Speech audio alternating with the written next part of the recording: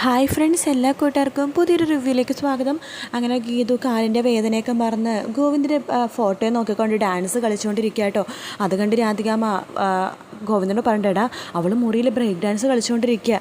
അപ്പോഴേക്കും ഗോവിന്ദ് പാട്ടൊക്കെ പറഞ്ഞിട്ട്, അമ്മേ ഈ പാട്ടിന് ബ്രേക്ക് ഡാൻസ് കളിക്കാൻ അമ്മ ഒന്ന് പോയാൽ അവൾക്ക് കാലനക്കാൻ പോലും വയ്യ, നീ വാ ഞാൻ കാണിച്ചു തരാം സത്യം എന്ന് പറഞ്ഞിട്ട് ഗോവിന്ദനെ വിളിച്ചുകൊണ്ട് റൂമിലേക്ക് പോവാം. ഗോവിന്ദ് നോക്കുമ്പോൾ ഗീതു പെട്ടെന്ന് ഇരുന്നിട്ട് എന്നെ ഡാൻസ് കളിക്കുന്നതായിട്ടോ കാണുന്നത്. അത് ഇരുന്നിട്ട് കൈയൊക്കെ വെച്ച് ഇങ്ങനെ പാട്ട് പാടുന്ന പോലെ കാണുന്നതാണ്. ആ സമയത്ത് ഗോവിന്ദ് രാധികാമ്മടുത്ത് പറയുന്നുണ്ട്, അമ്മയ്ക്കിത് എന്ത് പറ്റി, ഞാൻ താഴെ വരെ പോയതാ, അവൾ ഡാൻസൊന്നും കളിക്കണമെന്നില്ല, അവൾ ഇതേ കാണിക്കണത് എന്താണെന്ന് അമ്മ നോക്ക് എന്ന് പറയുവാണ്. ആ സമയത്ത് രാധികാമ്മ ഒളിഞ്ഞു നോക്കുമ്പോൾ ഗീതു അവിടെ ഇരുന്നിട്ട് പാട്ട് പാടുന്ന പോലെ കാണിക്കുക കേട്ടോ. ആ സമയത്ത് രാധികാമ്മ ഓടി വരുന്നുണ്ടെടി, നീ ഇപ്പോൾ ഡാൻസ് കളിച്ചില്ലടി.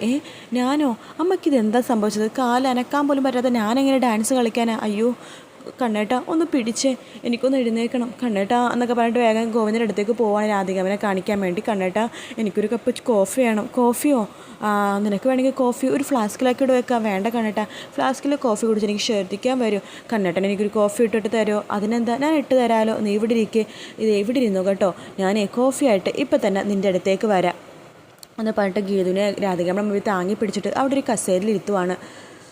അതിനുശേഷം ഗോവിന്ദ് കോഫി എടുക്കാൻ വേണ്ടി പുറത്ത് പോകുമ്പോഴേക്കും രാധികാമ്മ ഗീതുവിനോട് ചോദിക്കുന്നുണ്ട്, സത്യം പറയടി, നീ ഇപ്പോൾ ഡാൻസ് കളിച്ചിരുന്നില്ലേ, നീ കാണിക്കണതൊക്കെ അഭിനയമല്ലേ, നിൻ്റെ കാല് ശരിയായി അല്ലേ എന്നൊക്കെ ചോദിക്കുമ്പോൾ അമ്മയ്ക്ക് ഇതെന്താ പറ്റിയത്, ഇതന്നെ അമ്മയുടെ കുഴപ്പം, കണ്ടത് കാണാത്തതായിട്ട് പറയും, കാണാത്തത് കണ്ടതായിട്ട് പറയും, ഇത് അമ്മയുടെ പാരമ്പര്യമായിട്ടുള്ള അസുഖമാണ്, മാനസിക രോഗം എന്നൊക്കെ പറയുകയാണ്. എടി നിന്നെ ഞാൻ വെച്ചിട്ടുണ്ട്, ഇല്ലാത്ത വേദന ഉണ്ടെന്ന് പറഞ്ഞാൽ നിന്നെ ഞാൻ വെച്ചിട്ടുണ്ട് എന്ന് പറഞ്ഞിട്ട് അങ്ങോട്ട് പോകുമ്പോൾ രാധികാമ്മനെ കളിയാക്കി കൈകൊട്ടിച്ചിരിക്കുക കേട്ടോ ഗീതു. രാധികാമ്മ ഗീതുവിനെ തിരിഞ്ഞ് നോക്കി അകത്തേക്ക് പുറത്തേക്ക് പോവാം. അപ്പോഴേക്കും നമ്മുടെ അവർണിക അവിടെ വരുന്നുണ്ട്. ആഹാ ഇതാരെ ഞാൻ കാണുന്നത്, ഗീതു നടക്കാനൊക്കെ തുടങ്ങിയോ എന്ന് പറയുമ്പോൾ എൻ്റെ കാലിൻ്റെ വേദനയൊക്കെ ഇപ്പോൾ മാറിയിടോ എന്ന് പറയുവാണ്. സന്തോഷമായി എന്ന് പറയാണ് ഗീതു. ഞാൻ ഒരു കാര്യം ചോദിക്കട്ടെ, എന്താ, ഗോവിന്ദ് സാറിന് ഗീതു എത്രമാത്രം പ്രണയിക്കുന്നുണ്ട് എന്ന് ചോദിക്കുമ്പോൾ ഗീതു അവർണികയുടെ മുഖത്തേക്കൊന്ന് നോക്കുവാണ്. എന്നിട്ട് നാണം കൊണ്ട് പറയുന്നുണ്ട്, മുമ്പായിരുന്നെങ്കിൽ ഞാൻ പറഞ്ഞു തന്നെ ദൈവത്തെ പോലെ സ്നേഹിക്കുന്നുണ്ടെന്ന്, പക്ഷേ ഇപ്പം ഞാൻ പറയാം, അവർണികയുടെ തായിട്ട് ഞാൻ തുറന്നു പറയട്ടെ, ഇപ്പം മറ്റാരേക്കാളും കൂടുതലായിട്ട് ഞാൻ എൻ്റെ ഗോവിന്ദേട്ടനെ സ്നേഹിക്കുന്നുണ്ട്, എനിക്ക് ജീവനാ, ഞാൻ പലയിടത്തും ജയിക്കാൻ കാരണം തന്നെ എൻ്റെ കണ്ണേട്ടനാണ് എന്നിങ്ങനെ പറഞ്ഞിട്ട് നാണത്തോടെ ഗീതു തലതാഴ്ത്തിരിക്കുമ്പോൾ അവരുടെ അടുത്തേക്ക് വരുന്നുണ്ട്. സോറി ഗീതു, ഞാൻ തന്നെ ചെറുതായിട്ടൊന്ന് തെറ്റിദ്ധാരണേ, എന്തിന്, അത് പോട്ടെ എന്ന് പറയുമ്പോഴേക്കും തനിക്ക് എന്നോട് എന്ത് വേണേലും പറയാം, തൻ്റെ കൂട്ടുകാരിയല്ലേ, പറഞ്ഞോടോ എന്താണെന്ന്, അത് തന്നെക്കുറിച്ച് നാട്ടിലൊരു വർത്താനം ഉണ്ടോ, എന്ത് വർത്താനം എന്ന് ഗീത ചോദിക്കുമ്പോൾ താനേതോ മുമ്പൊരു കാമുകനെ സ്നേഹിച്ചെന്നും അയാൾ തേച്ചൊട്ടിച്ച് പണക്കാരനായിട്ടുള്ള കണ്ണേട്ടനെ കറക്കിയെടുത്തതാണെന്നും അതുപോലെ തന്നെ ഇനി വേറൊരു പണക്കാരൻ വന്നാൽ താൻ അയാളുടെ കൂടെ പോകുമെന്നും ഒക്കെ നാട്ടിലൊരു സംസാരമുണ്ട് എന്ന് പറയുമ്പോൾ ഗീത ചോദിക്കുന്നുണ്ട്, സത്യം പറ, നാട്ടിൽ ഈ സംസാരം അവർണികടുത്ത് ആരാ പറഞ്ഞെന്ന് ചോദിക്കുമ്പോൾ കിച്ചു എന്ന് പറയുവാണ്. ആ സമയത്ത് നമ്മുടെ ഗീതു പഴയ കാര്യങ്ങളൊക്കെ ഒന്ന് ആലോചിക്കുക കേട്ടോ. പണത്തിന് വേണ്ടി തന്നെ സ്വന്തമാക്കാൻ നോക്കിയിട്ട് വേറൊരാൾക്ക് കൊടുക്കാൻ നോക്കിയതും കിഷോറിൻ്റെ മറ്റൊരു മുഖവും ഒക്കെ നമ്മുടെ ഗീതു മനസ്സിലൊന്ന് ആലോചിക്കുവാണ്. അതിനുശേഷം ഗീതുക്ക് ആകെ വിഷമവും സങ്കടവും ഒക്കെ ദേഷ്യമൊക്കെ വരുന്നുണ്ട്. അപ്പോൾ അവർണിക പറയുന്നുണ്ട്, സോറി ഗീതു, എനിക്കറിയാം താൻ അങ്ങനെയൊന്നും അല്ലെന്ന്. ആ സമയത്ത് ഗീതു പറയുന്നുണ്ട്, തൻ്റെ നല്ല സ്വഭാവമോ, കാരണം ഈ കേട്ട കാര്യം താൻ എന്നോട് തന്നെ വന്ന് ചോദിച്ചല്ലോ, പക്ഷേ എനിക്കിതിൻ്റെ സത്യാവസ്ഥ തന്നോട് പറയണം. ശരിയാ, ഞാൻ മുമ്പൊരാളെ സ്നേഹിച്ചിട്ടുണ്ട്, പക്ഷേ അതിൻ്റെ കഥ എനിക്ക് തന്നോട് പറയണം, പക്ഷേ തന്നോട് ഒറ്റയ്ക്കല്ല, തൻ്റെ കിച്ചും വരണം ഇന്ന് വൈകിട്ട് 5 മണിക്ക് ബീച്ചിൽ, നിങ്ങളവിടെ വന്നില്ലെങ്കിൽ ഞാൻ നിങ്ങളുടെ വീട്ടിലേക്ക് വരും എന്ന് പറയുമ്പോൾ അവർണിക പറയുന്നുണ്ടോ, തനത് വിട്ടേക്ക്, ഇല്ല ഇത് വിടാൻ പറ്റില്ല എന്ന് പറഞ്ഞിട്ട് ഗീതു വിഷമത്തോടു കൂടി റൂമിലേക്ക് പോയിരിക്കുവാണ്.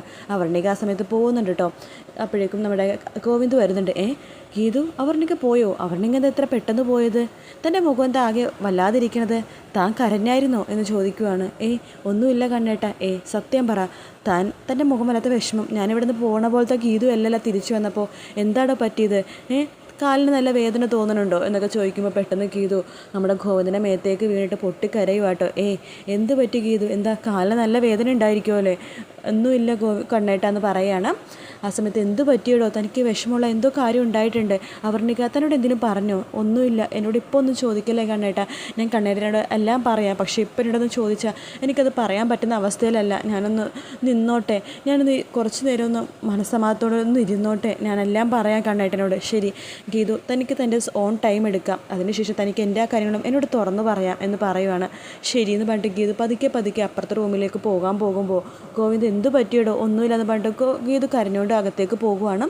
ശേഷം നമ്മുടെ കിഷോറിനെ പൊരിച്ചെടുക്കുവാണ് കേട്ടോ വർണ്ണിക. പക്ഷേ കിച്ചു പറഞ്ഞ വാക്കുകൾ കേട്ട് ഞാൻ ഗീതുവിനോട് അതുപോലെ സംസാരിച്ചു, അവൾ ഒരിക്കലും അങ്ങനെ ചെയ്യില്ലെന്ന് എനിക്കറിയാം. പിന്നെ ഞാനെന്തേ അവൾക്കത് ചോദിക്കാൻ പോയത്? എന്ത് ചോദിക്കാൻ പോയത്? അവളുടെ പഴയ കാമുകൻ്റെ കാര്യം ഞാൻ അവളോട് ചോദിച്ചു. എന്നിട്ട് അവൾക്ക് അത് വല്ലാതെ വിഷമമായി പോയി. അവളൊരിക്കലും, എനിക്കറിയാവുന്ന ഗീതു ഒരിക്കലും അങ്ങനെ ചെയ്യില്ല.